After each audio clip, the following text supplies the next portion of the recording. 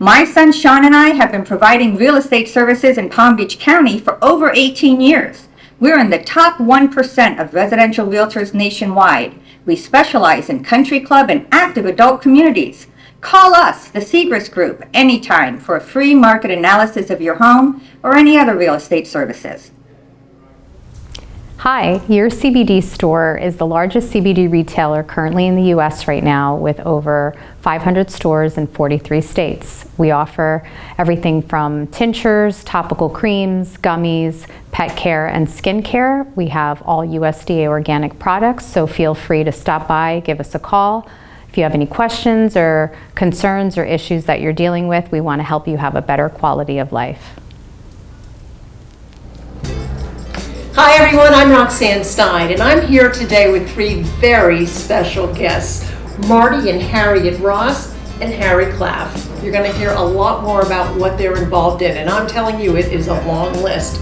We are here where they live, the Wycliffe Golf and Country Club.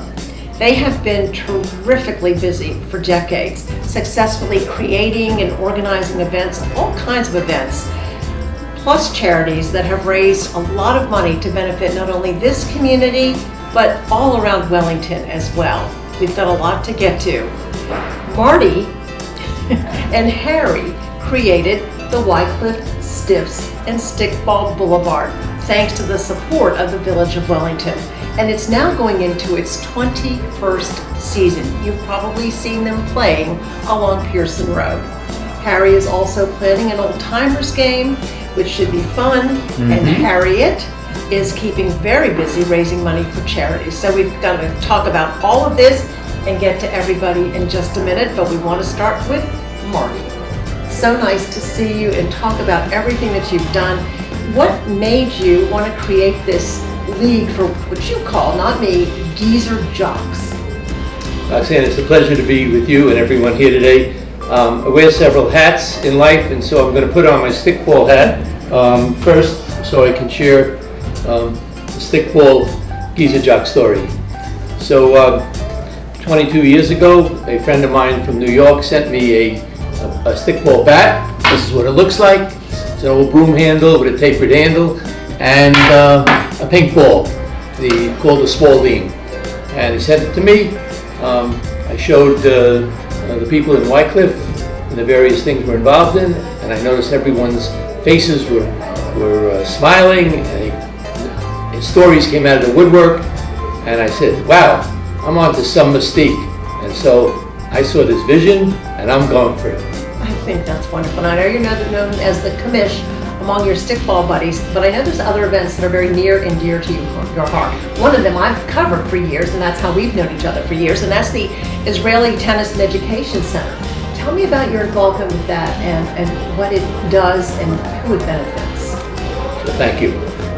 The Israel Tennis and Education Centers is a program that started 50 years ago in Israel, and the purpose was to take children of all denominations and bring them together using tennis balls. Let me put on my tennis hat. Excuse me, but it's one of my other hats that I'm wearing.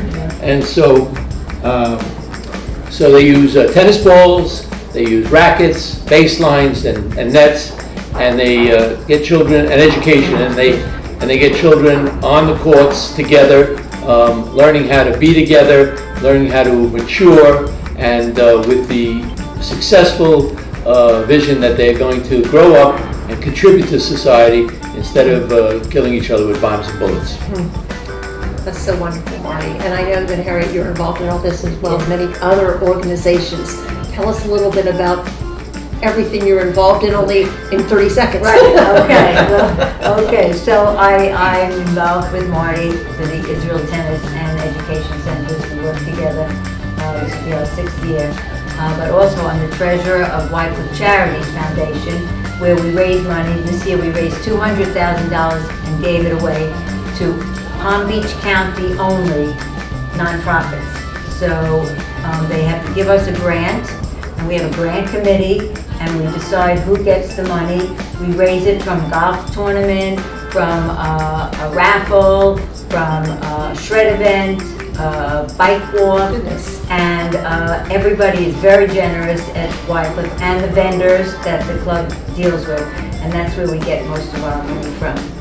You know, I can only imagine, and if you don't mind my asking, because it sounds like a lot of money, now you're almost 3/4 of the way through this year. Are you on track to meeting that $200,000 goal again? Well, no, our season ended in May. Okay, so you're now we start again in November. and you're raising money, and Right. you've got the programs. Right, so we hope that we will raise, that's the most we've ever raised in a Is this year. the first time you've seen each other today? I mean, you're both so busy. I mean, I can only imagine.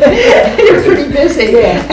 And you're no slouch either, by the way. I just want to say, Harry, you've been carrying on the tradition of stickball, and you're running it now. Tell us a little bit, very briefly, what all of that entails.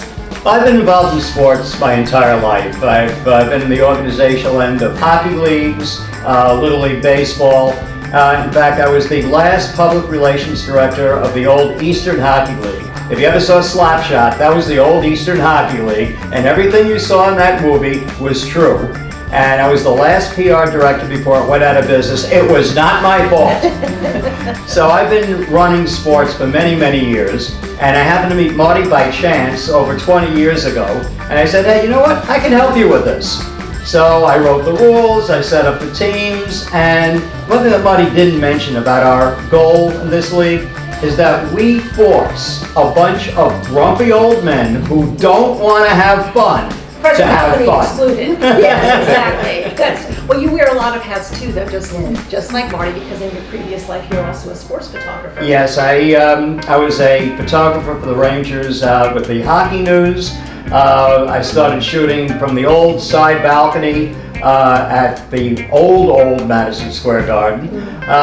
Did that for a number of years. Then when the New York Islanders were formed, I became their written correspondent. And I also programmed the scoreboard at the Nassau Coliseum for like 27 years. Wow. Well, who was your favorite athlete to photograph? Probably my favorite was the Rangers goalie, Eddie Jackman. Oh, okay. Especially before he put on a mask.